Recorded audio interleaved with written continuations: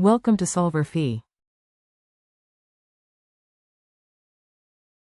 Essentially, we're going to essentially solve for the induced EMF for the three different periods of time.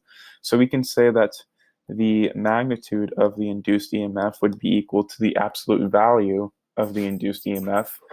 This would equal the inductance times the absolute value of the change in the current divided by the change in time.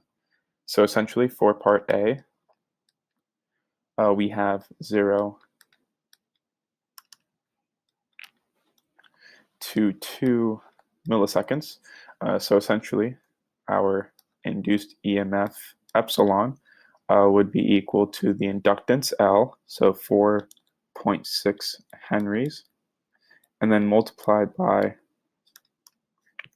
the absolute value of 7.0 amps minus 0 divided by 2.0 times 10 to the negative third seconds.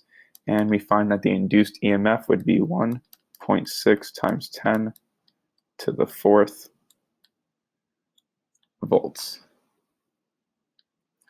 Now for part B, we can say from 2 milliseconds to 5 milliseconds, the magnitude of the induced EMF would be equal to, here it would be again 4.6 henries, and then the absolute value of 5.0 amps minus 7.0 amps. Again, this is going to produce a negative value, so this is just one example of why we need to use the absolute value bars.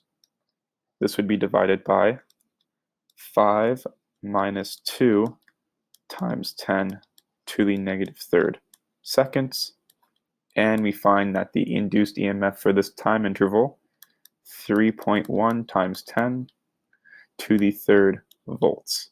So this would be our answer for part B, our answer for part A. And finally for part C, we're evaluating 5 milliseconds to 6 milliseconds.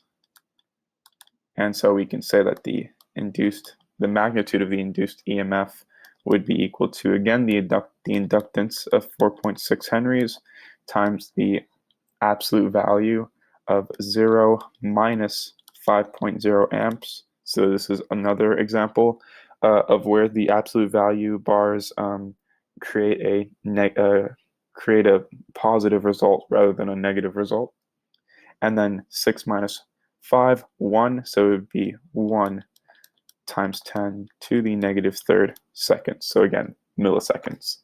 And this is equaling 2.3 times 10 to the fourth volts. This would be our induced EMF for part C. That is the end of the solution. Thank you for watching.